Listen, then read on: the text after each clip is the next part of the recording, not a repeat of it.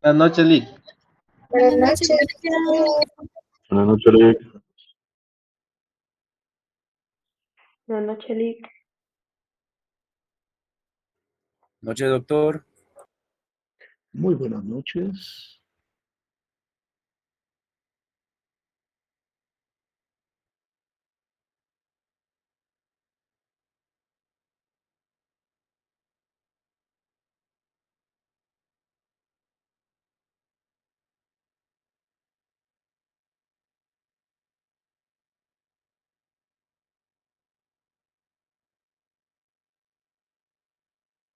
Buenas noches, doctor.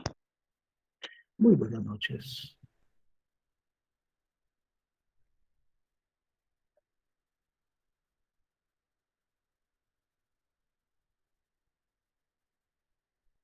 Bueno, les consulto. ¿Tienen alguna duda? ¿Alguna consulta? Si es así, pueden tomar la palabra sin ningún problema.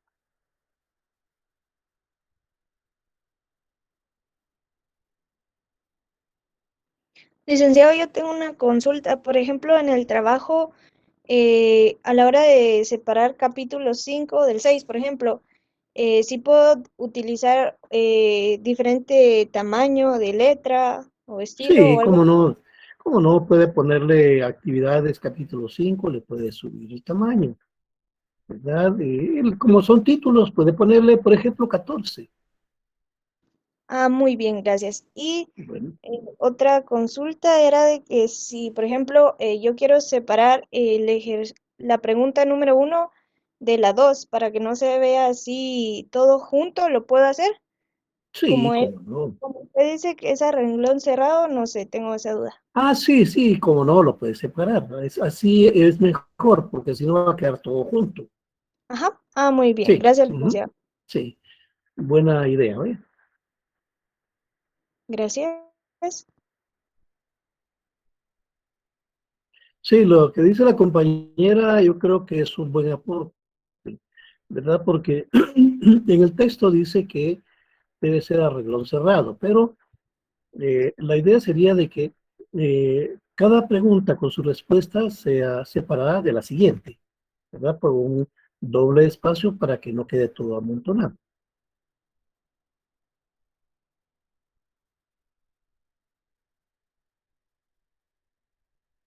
¿Alguna otra consulta, jóvenes? Licenciada, una pregunta. ¿Es necesario escribir las instrucciones de cada ejercicio? No, no necesariamente. Nada más tiene que poner la pregunta y las respuestas. Eh, Gracias, licenciado. bueno, a ver, había otra compañera que había levantado la mano, pero ya no está. Menos licenciado, era yo porque era la misma pregunta que hizo la compañera Ah, bueno, anteriormente. Pero sí perfecto. quedó conforme de que se escribe la pregunta y de ahí las 4 posibles respuestas y subrayamos y ponemos en rojo la respuesta correcta, ¿verdad? Así es. Exactamente. Ok, Y para separarlo de la siguiente pregunta, le dan doble espacio. doble espacio. Ah, ok. Muy amable. Gracias, licenciado. Sí, bueno.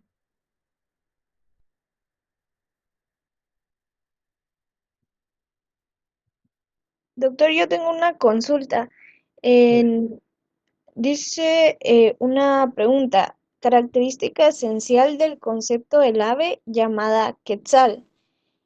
Yo coloqué como respuesta es un ave, pero tengo duda porque también dice vive en las Verapaces.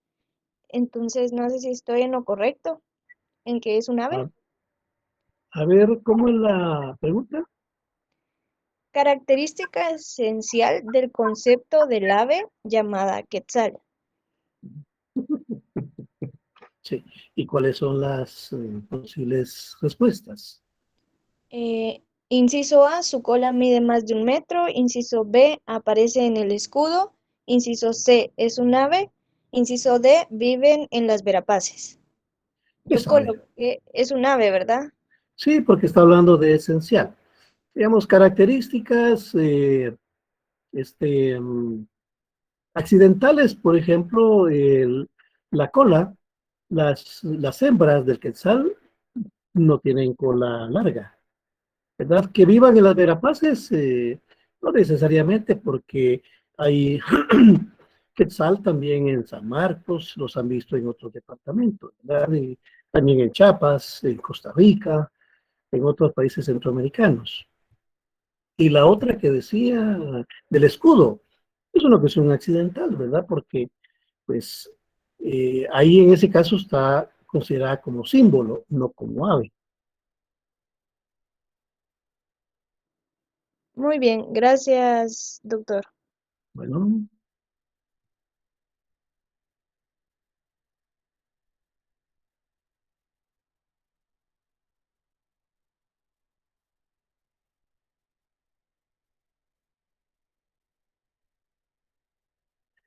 bueno, si no hay más dudas o consultas, con gusto vamos a comenzar la clase.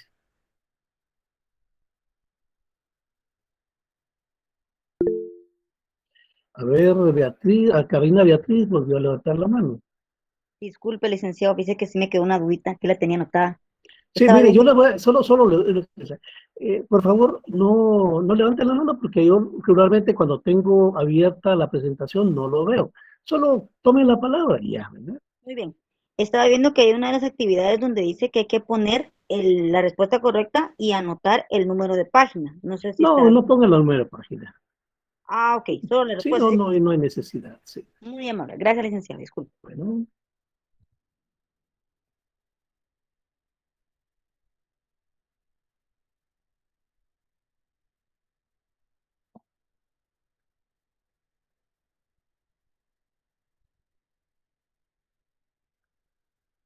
bueno, jóvenes, hoy vamos a trabajar el juicio. Y dentro del juicio vamos a comenzar a analizar el silogismo. ¿Qué es un juicio? La palabra juicio se origina del latín judicium, que significa veredicto, y se deriva de jus, de derecho o ley, indicar, ¿verdad? Entonces, juicio se asocia con la capacidad racional del ser humano para diferenciar lo bueno de lo malo. El ser humano tiene la capacidad de pensar, analizar, y de esa manera logra distinguir lo correcto de lo incorrecto. Un juicio también es la operación mental que se expresa por una oración y que afirma o niega algo de alguna persona, de una persona, objeto o cosa, ¿verdad? Aquí tenemos un ejemplo, dos ejemplos. Juan es joven, María no es joven. Ven, ahí tenemos dos afirmaciones. Mejor dicho, una afirmación y una negación, ¿verdad? No estamos dejando duda de nada. Cuando decimos Juan es joven, pues no estamos diciendo Juan podría ser joven. Es contundente. Juan es joven, punto. No hay duda. Mariano es joven. ¿Estamos diciendo que probablemente sea joven o podría ser joven? No, es contundente. María no es joven. Es una negativa.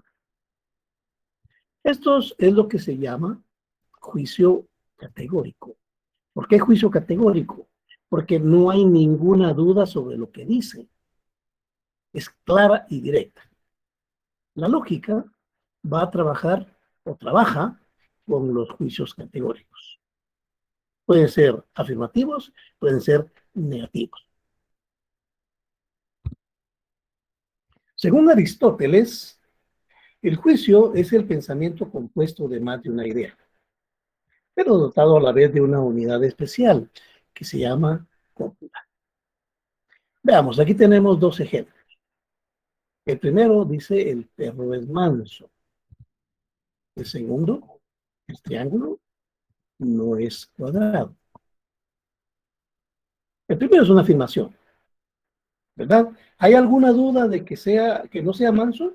No, es contundente. El perro es manso. Y el segundo, el triángulo no es cuadrado. Porque ¿qué pasaría si fuera cuadrado? Pues no sería triángulo.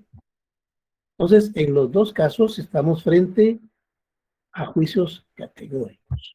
Ahora, Aristóteles habla de que son ideas que están unidas por una unidad especial, cópula le llama.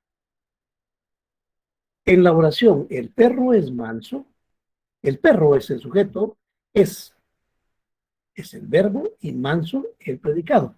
Pero en este caso, deja de ser verbo. Para la lógica se convierte en cópula. Ese nombre recibe en la lógica. El triángulo no es un cuadrado. El triángulo es sujeto, no es el verbo, un cuadrado, predicado. En este caso, no es, se convierte en cópula. Así se le llama a esa unidad que está entre el sujeto y el predicado en lógica. Aquí tienen ustedes la forma gráfica en que se representa el juicio. Aquí son dos círculos y cada uno de ellos simboliza un concepto. Recuerdan que en la última clase analizamos el concepto. Aquí tenemos dos conceptos. El lago de Atitlán es un concepto, ¿verdad? Cuando yo digo el lago de Amatitlán, a cada uno de ustedes no les aparecen las letras. Le aparece la imagen del lago. Por tanto, ese es un concepto. Y cuando dice hermoso, pues no les aparece la letra hermoso, la palabra hermoso. Les aparece una representación del lago de Atitlán tomada en un lugar específico donde se observa toda su hermosura, ¿verdad? Entonces, estamos ante dos juicios, dos conceptos unidos por la cópula. Aquí tenemos la forma de representación del juicio. El lago de Atitlán, sujeto, es en la cópula y hermoso el predicado. Los conceptos están relacionados con otros conceptos para desarrollar juicios. ¿Verdad? Concepto corrupción. Ese concepto está asociado con saqueo de recursos del Estado. Entonces, podemos armar un juicio de la siguiente manera. La corrupción es el saqueo de recursos del Estado. ¿Ven? La corrupción pasa a ser el sujeto, es el verbo, el saqueo de recursos del Estado, el predicado. Ahí lo estamos viendo desde la perspectiva de la gramática. Ahora, desde la perspectiva de la lógica, decimos de esta manera, la corrupción es el sujeto, es la cópula. El saqueo de recursos del Estado es el predicado. Ven, solo cambia el término que en la gramática es verbo y en la lógica se le llama cópula. Nuestro pensamiento está articulado por medio de juicios unidos por una cópula.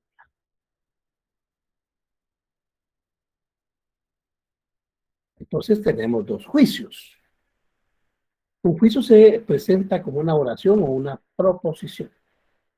El sujeto, unido por el verbo ser, que en este caso se convierte en cópula, y el predicado. Esta es la estructura básica del juicio, que ya en la lógica le vamos a llamar silogismo, pero eso lo vamos a ver despacio. Aquí tenemos el juicio categórico. Recuerden, le llamamos juicio categórico cuando lo que se describe en la oración no deja lugar a duda. Aristóteles es un filósofo. Aristóteles sujeto es cópula, un filósofo predicado. Ahí lo tienen en la parte superior y en la parte inferior. Para la lógica, lo importante es la estructura que está en la parte de abajo. Con eso vamos a trabajar. Sujeto más cópula más predicado. Y tenemos ese otro ejemplo. Como ven, aquí estamos hablando ya no de oración, sino de estructura. Esta es la estructura del juicio categórico. S es P. Con esto va a trabajar la lógica.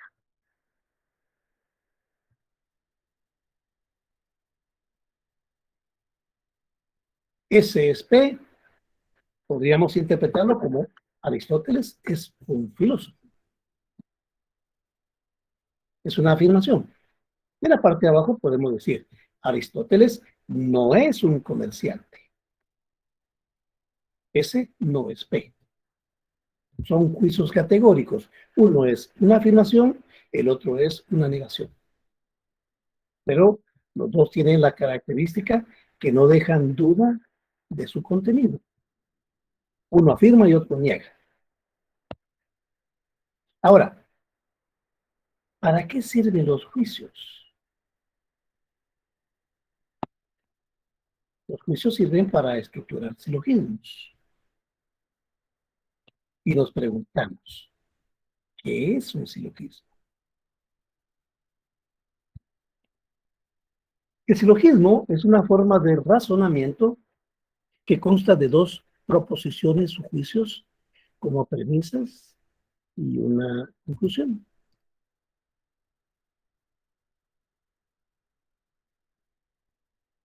¿Verdad? Dos premisas. Ya le cambiamos el nombre, ya no son juicios, sino que son premisas y una conclusión. ¿De dónde se obtiene esa conclusión? Bueno, del análisis de las dos premisas anteriores. De ellas se extrae una conclusión. El silogismo es la noción central de la lógica aristotélica. Es lo más importante. De hecho, la lógica aristotélica, la lógica gira en torno al silogismo. El silogismo es el pilar fundamental del pensamiento científico y filosófico desde su invención, hace más de 2000 años. O sea, más de 2000 años. Como ven, lo que ustedes están aprendiendo ahorita representa toda la herencia científica que nos legó la antigua filosofía griega. Y aquí estamos ya más concretos, ¿verdad? Los silogismos están conformados por una premisa mayor, que la vamos a llamar P, y una premisa menor, que le vamos a llamar S. De ellas extraemos una conclusión. La conclusión siempre va a ser S, P, esa es la forma. Y como ven ustedes, esta forma de estructura de silogismo siempre va a ser así. La premisa mayor debe estar siempre arriba. La premisa menor siempre debe estar abajo. Y la conclusión siempre, siempre, siempre, siempre va a ser S es P. Esa es la fórmula. Aquí tenemos premisa mayor. Todos los músicos son artistas. Premisa menor. Todos los flautistas son músicos. Conclusión. Por lo tanto, todos los flautistas son artistas. Ahora, nosotros vamos a trabajar al principio nada más con estas dos premisas. La premisa mayor y la premisa menor. En las dos premisas vamos a encontrar que existe un término mayor, un término medio y un término menor. El término mayor es el que representa un concepto en el cual caben otros conceptos. El término menor va a ser aquel término que tenga menos extensión. Y a la vez vamos a encontrar un término medio que está equidistante entre el mayor y el menor y es el único que se repite 2 veces. Ahora, estimados alumnos, díganme de esas dos premisas, ¿cuál es el término que se repite 2 veces? Músicos. Músicos. Exactamente. ¿Verdad? Entonces, el término medio, el que se repite 2 veces, es el que descartamos cuando trabajamos la conclusión. ¿Por qué? Porque, como les he dicho, la conclusión la extraemos del análisis de la premisa mayor y de la premisa menor. En las dos premisas va a existir un término medio. El término medio es aquel que se repite 2 veces. En estas dos premisas, el término que se repite 2 veces es músico. Por lo tanto, a ese lo descartamos. A ver, ¿cuál sería el término mayor y cuál sería el término menor entre artistas y flautistas? Artista sería el término mayor y flautistas el menor. ¿Por qué?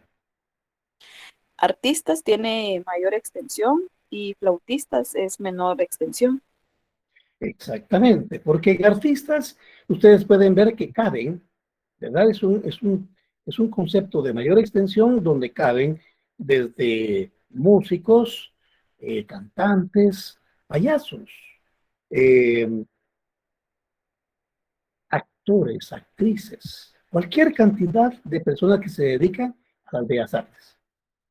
En cambio, la autista es solo un tipo de músico, ¿verdad? Entonces, es el concepto de menor extensión. Y de ahí extraemos la conclusión. ¿Ven? En la conclusión ya no está músicos, ¿verdad? Ya desaparece músicos.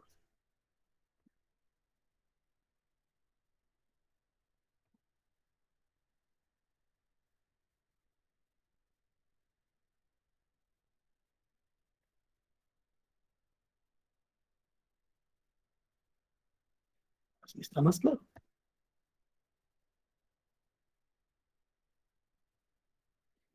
En la conclusión, entonces, ya no usamos el término medio, que es músico, sino solo lo trabajamos con flautistas y artistas. Pero ahorita no se preocupen sobre cómo armamos este silogismo, porque ahorita es una clase nada más introductoria. Ya para las siguientes clases ya les voy a ir explicando cómo se trabajan los silogismos. El silogismo consta de dos juicios.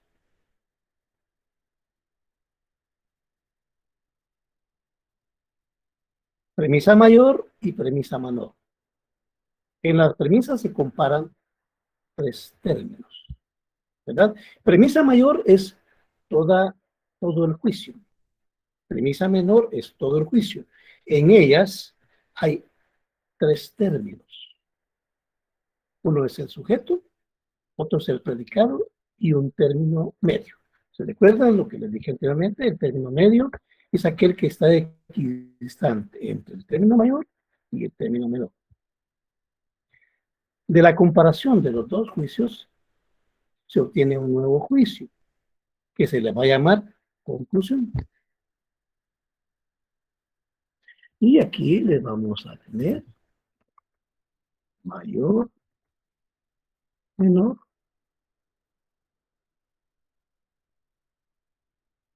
y un término medio.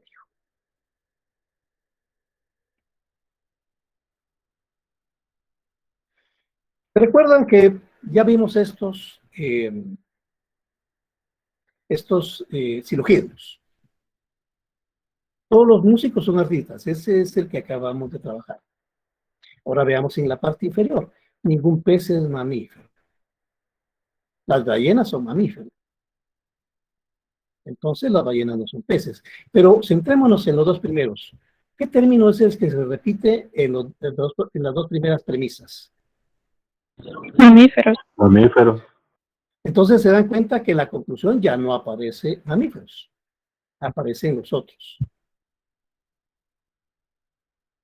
Veamos el de color verde. Las ranas son anfibios.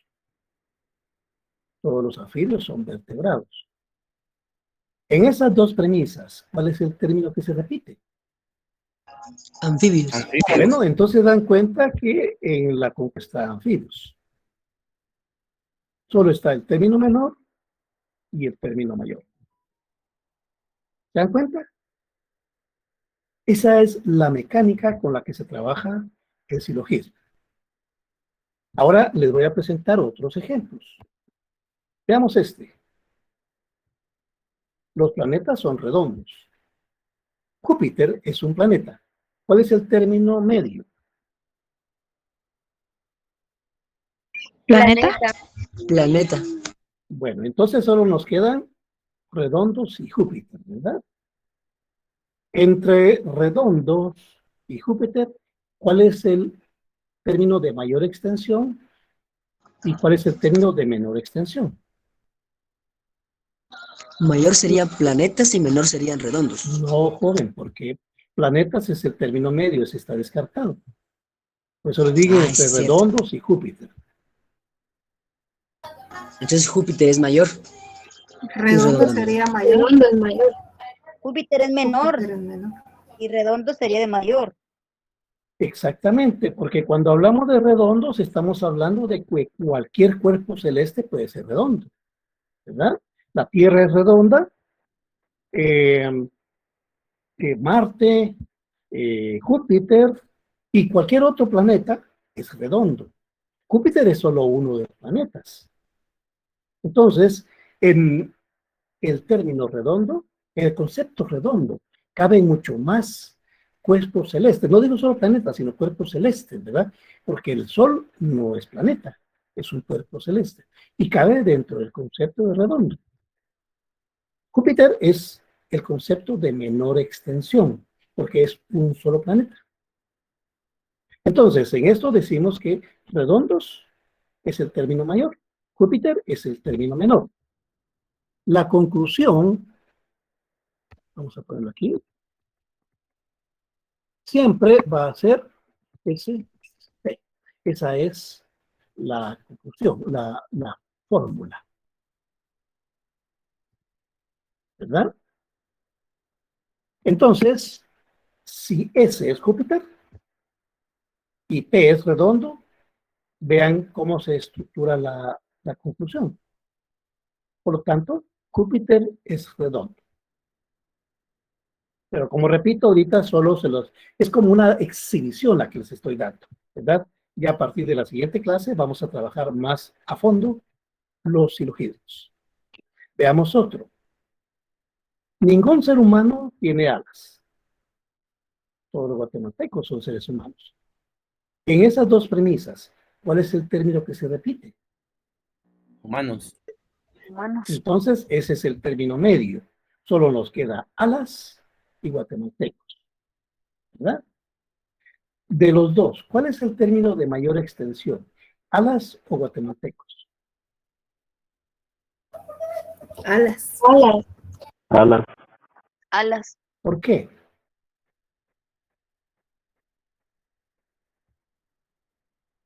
Siempre recuérdense que en lógica debe haber una explicación, ¿verdad? Lo que están diciendo es correcto, pero deben tener una explicación. Porque hay muchos objetos o animales que tienen alas. Mucho más que los guatemaltecos, ¿verdad? Claro. Porque guatemaltecos somos solo 18 millones. En cambio, animales que tienen alas sí es cualquier cantidad. Entonces, alas es el término mayor, guatemaltecos es el término menor. La conclusión se va a integrar con esos dos términos. Ningún guatemalteco tiene alas. Ningún guatemalteco es el término menor. Alas es el término mayor. Veamos este otro. Todos los mamíferos son animales. todos los hombres son mamíferos. ¿Cuál es el término medio? Mamíferos. Mamíferos. Mamíferos. Entonces nos queda animales y hombres. ¿Cuál es el término mayor entre animales y hombres?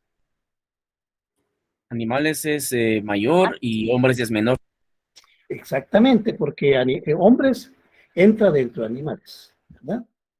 Y entonces ahí tenemos la conclusión, vean, todos los hombres son animales. Ya le puse de color rojo el término menor y en color azul el término mayor. Y veamos esta última. Toda fábrica tiene obreros. Toda zapatería es fábrica. De esos dos términos, ¿cuál es de esas dos premisas, cuál es el término que se repite? Fábrica. Fábrica. Entonces nos quedan obreros y zapatería. ¿Cuál es el término mayor y cuál es el término menor? Obreros es el término mayor y zapatería el término menor. Exactamente, porque hay muchos más obreros que zapatería, ¿verdad? Entonces la conclusión siempre va a ser ese aspecto. Entonces, toda zapatería tiene obreros.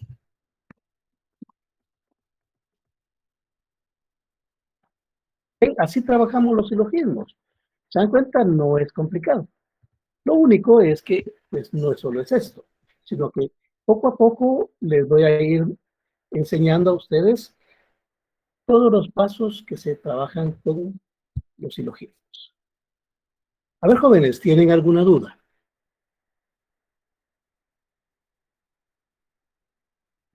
Así de una vez despejamos las dudas que puedan tener.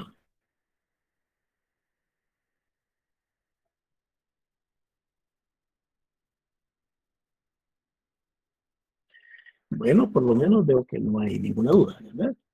Doctor, una pregunta. Sí.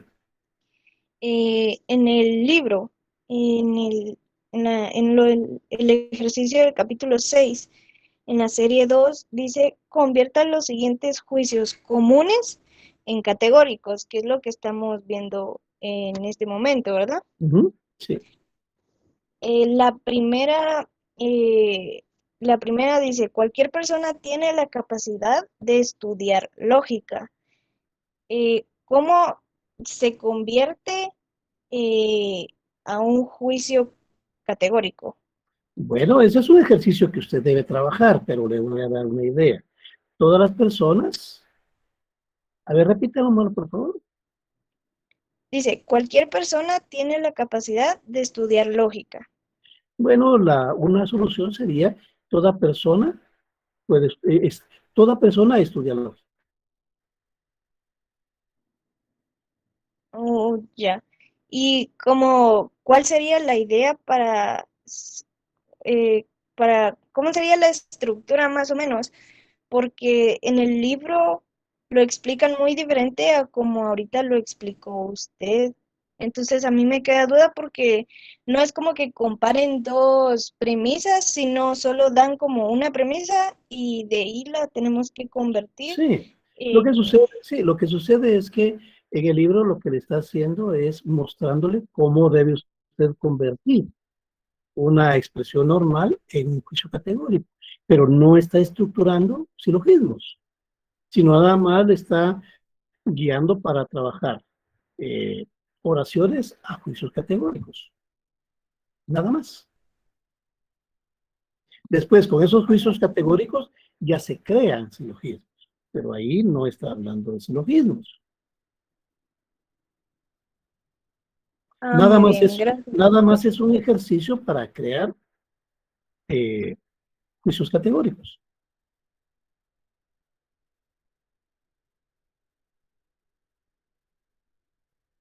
Bueno, ¿alguien más tiene alguna duda, jóvenes? Licenciado, Sí. aquí estaba viendo, por ejemplo, en las dos premisas que estamos trabajando, la mayor y la menor y la conclusión, pero solo estamos trabajando, bueno, lo que yo puedo percibir aquí, lo que son los juicios universales, ¿verdad? Porque la conclusión siempre la damos en S es P, pero podría ser S no es P. Sí, lo que sucede es que hay reglas específicas para trabajar los silogismos, ¿verdad? Aquí estamos hablando nada más de juicios universales, pero para que no suene en chino para los compañeros, usted ya se está adelantando un poquito de lo que vamos a ver más adelante. Ah, bueno. ¿Verdad? Como les dije, ahorita solo es una exhibición de silogismos. Un poco para que usted, es una etapa, digamos, introductoria. Más adelante les voy a explicar qué son juicios universales, qué son juicios particulares, las leyes de los silogismos, Gracias, ¿verdad? Los modos y las formas, y entonces ahí sí vamos a estar un poquito complicados. Pero no nos adelantemos un poquito a esto, ¿verdad? Va a llegar su momento. No me los asuste. Bueno, jóvenes, ¿alguna otra duda?